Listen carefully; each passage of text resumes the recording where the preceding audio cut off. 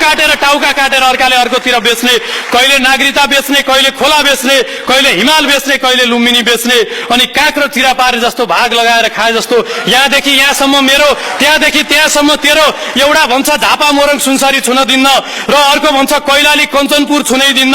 हो त के यो उनीहरूको बाउबाजेको वीरता हो नेपाल, जसले जहाँ जहाँ मन लाग्यो त्यता भाग लगाएर भागभण्डा गरेर खान पाउने? म आग्रह गर्न चाहन्छु हाम्रा नेतृत्वकर्ताहरू, जसलाई हामीले, जो पहिला हामीसँगै सडकमा, पेटीमा, डेरामा सँगै, प्राय नेताजीहरूसँगै हामीसँगै हात्तीछाप र गोलीस्टार जुत्तामा देखिन्थ्यो। 2-4 वर्ष पहिले, 5-6 वर्ष पहिले, यो 2-4 वर्ष, 5-7 वर्षको बीचमा न उहाँहरूले कुनै उद्योग धन्दा व्यापार व्यवसाय सुरु गर्नुभएको छ, न कुनै जागिर नै खानु भएको छ। उहाँहरू पूर्णतः बेरोजगारी हुनुहुन्छ। यहाँ व्यापार व्यवसाय गर्नेलाई घर भाडा र ब्याङ्कको लोन तिर्न त यत्रो गाह्रो छ भने रातारात ती पजेरो कसरी आए, त्यत्रा महल कसरी बने, खानपान र मोज मस्ती त्यत्रो कसरी आयो, यसको छानबिन हुनुपर्छ कि पर्दैन?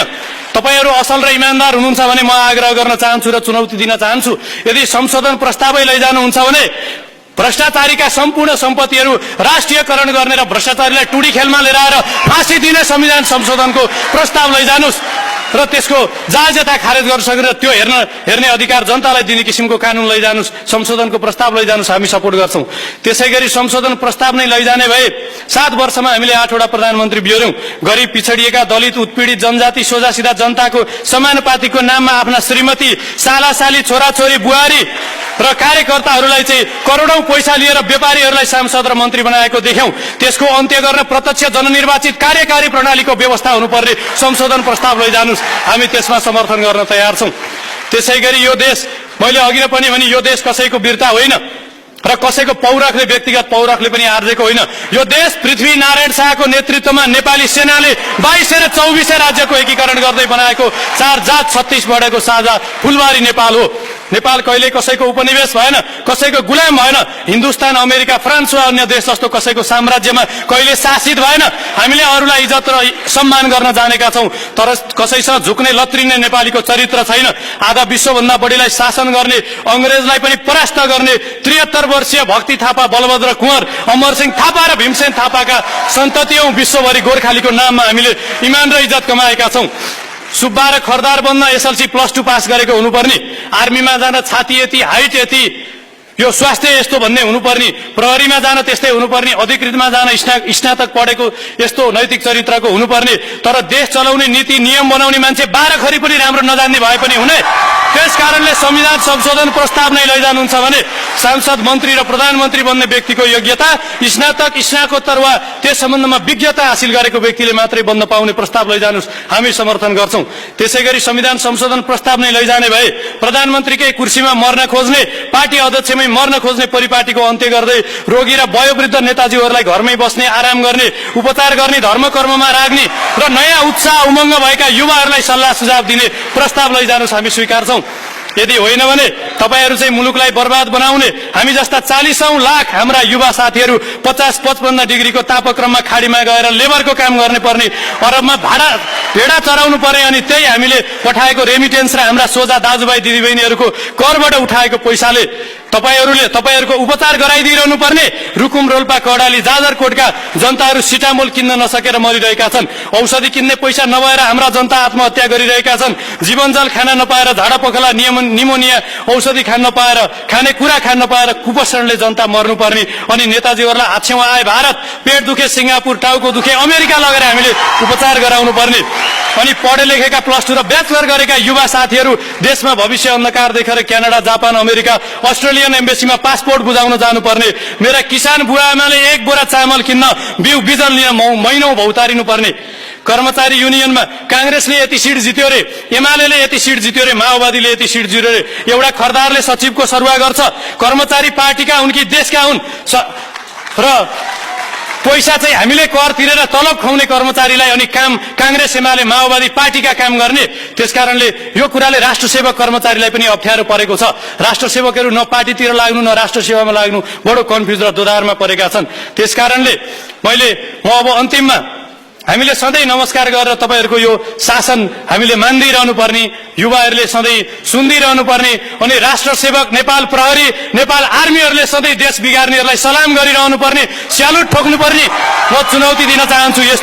यस्तो नराम्रो दिन नआओस्, हामीले देख्नु नपरोस्, ताकि कस्तो देश बेचुवालाई सलाम ठोकेर सुरक्षा दिएछु भनेर आफ्नै अंगरा छेक्रे गोली ठोकेर मारेको देख्नु नपरोस्, त्यो सुन्नु नपरोस्। हामीले नारायणहिटी राजदरबारमा भएको अधिकार दिल्ली दरबार, बेजिङ दरबार वा न्युयोर्क दरबार वा बेलायतको प्यालेसमा दिनलाई आन्दोलन गरेका होइनौं। हामीले त त्यो अधिकार मेची महाकाली पुगोस्, रुकुम रोल्पा पुगोस्, जुम्ला कडाली पुगोस्, विकास र परिवर्तन समृद्धिको रापताप हरेक किसानले मजदुर र किसानका घर घर र झुपडीमा पुगोस् भनेर आन्दोलन गरेका हौं। हुन त हामी पनि मूर्ख छौं, हामी बालुवाबाट तेलको अपेक्षा गर्छौं। 2073 वैशाख 12 को भूकम्पले जनता घरबार विहीन भएर खुल्ला आकाशमुनि सुत्केरी वृद्ध बालबालिका बिरामीको बिजोग भएको अवस्था थियो। जनप्रतिनिधिहरू लाजै नमानी संसद भवनबाट एक-एकवटा त्रिपाल काखी च्यापेर मुसु हाँस्दै घरतिर लाग्नुभयो। अहिले लाखौं नेपाली घरबार विहीन छन्। पहिलो किस्ताको 50,000 भूकम्प पीडितले अझसम्म पाइसकेका छैनन्। नाकाबन्दीको भारले पुर्याएको घाउ निको भएको छैन। नेताहरूलाई सरकार फेर्न र उही सत्ताको खेल खेल्न ठिक एउटा पाल्ता नछोड्नेले तलब बढायो भनेर के आश्चर्यमा पर्नु। इज्जत त लाज हुनेको पो हुन्छ, लाजै नभएकोको के इज्जत हुन्छ। विश्वको जलस्रोतको दोस्रो धनी देश, लोड सेडिङ मुक्त गर्न हामी बाहिरबाट बिजुली किन्ने रे, हातमा सलाई लिएर आगो खोज्न हिँड्ने हामी। त्यसकारण विकास र समृद्धि, परिवर्तन र समृद्धि पनि हामी स्वाभिमान गुमाएर समृद्धि चाहन्नौ। हामी स्वाभिमान सहितको समृद्धि चाहन्छौं। हाम्रो परराष्ट्र नीति, हाम्रो विदेश नीति, हाम्रो सुरक्षा नीति अर्काको हातमा दिने अनि हामी धनी भएर बस्ने, त्यो कदापि हुन सक्दैन। हाम्रो सुरक्षा नीति, हाम्रो यहाँको विदेश नीति, हाम्रो परराष्ट्र नीति हाम्रै हातमा हुन्छ र हामी समृद्ध पनि बन्छौं र बनाउँछौं। र म धेरै अब भूमिका नमानिकन म आग्रह गर्न चाहन्छु उहाँहरूलाई राजनीति गर्ने श्रीमती, समुदाय कार्यकर्ता साथीहरूलाई जागिर खुवाउने, राजदूत डीसीएमहरूलाई भनेर छोराछोरीलाई स्कलरशिपमा पठाउने, घर बनाउने, गाडी चढ्ने, पैसा कमाउने बाहेक क्षमता, उहाँहरूको राजनीतिक क्षमता मुलुक परिवर्तनको देखिएन। त्यसकारणले उहाँहरूलाई हालसम्मको योगदानको लागि हामी धन्यवाद ज्ञापन गरौं। हामी गाली पनि गर्दैनौं र हामी सबैले एकबद्ध भएर उहाँहरूलाई भनौं, हामी आग्रह गरौं, हामी तपाईहरुलाई हात्तीवन, गोदावरी र यो गोकर्ण रिसोर्ट बराबरकै घर बनाएर दिन्छौं। हामी पजेरो पनि दिन्छौं, हुस्की र पकेट मनी पनि दिउँला, शपिङ पनि गरिदिउँला, छोराछोरी पनि पढाइदिउँला। कृपया सल्लाहकार भएर बस्नुस्, देश चलाउन सक्षम र राम्रा युवाहरूलाई दिनुस्। जाबो एउटा पेट त कुकुरले पनि पालेको छ। त्यसकारणले गर्दाखेरि हामीलाई परालको त्यान र ढोडको लौरो जस्तो खुट्टा भएको नेतृत्व चाहिएको होइन। चट्टान र पत्थर जस्तो, त्यो पनि रुबी पन्ना, क्वार्ज र मिनरलहरू जस्तो बहुमूल्य, दृढ, इमानदार, कर्तव्यनिष्ठ, भिजनरी, देशभक्त नेता चाहिएको छ। त्यसकारणले राष्ट्र निर्माण हामी सबैको दायित्व हो। राष्ट्र निर्माणका लागि नीति, नियत र नेतृत्व परिवर्तन आजको सबैभन्दा पहिलो आवश्यकता हो। र नागरिक समूहले गरेका गतिविधि र यी कुरा सधैँ नागरिक समूह लागिरहनेछ। यो कुनै व्यक्तिगत कुरा होइन, कुनै पार्टीको कुरा काटेको होइन, कुनै सरकारको विरोध गरेको कुरा होइन। यो देशको वर्तमान राजनीतिक परिस्थिति, राष्ट्रिय समृद्धिका लागि हामी वृद्धलाई वृद्धाश्रममा पाले जस्तो मन्त्री प्रधानमन्त्रीका कुर्सीमा राखिदिरहने, हामी सधैँ अरबमा गएर भेडा चराइरहने, यहाँ बेरोजगार भएर भौतारिरहने, यो हुन सक्दैन। हामी तपाईहरुलाई पनि गाली गर्दैनौं, नराम्रो भन्दैनौं। जे जति गर्नुभयो देशको लागि धन्यवाद, आराम गर्नुस्। देश सक्षम व्यक्तिहरूले चलाउँछन्, त्यसरी अगाडि बढोस्। तर नागरिक समूह आफै राजनीतिमा जाने होइन, सक्षम व्यक्तिहरूलाई नागरिक समूहले सहयोग गर्ने हो। यही अनुरोध र आह्वान तपाईहरुलाई गर्दै, राष्ट्र निर्माण हामी सबैको साझा दायित्व हो कि होइन? हो कि होइन? हो। त्यसो हो भने सबैजनाले एक स्वरले भनौं, सबैजनाले जोडले भनौं, नेपाल आमा की, नेपाल आमा की, नेपाल आमा की। हस्, धन्यवाद। जय मातृभूमि। Thank you.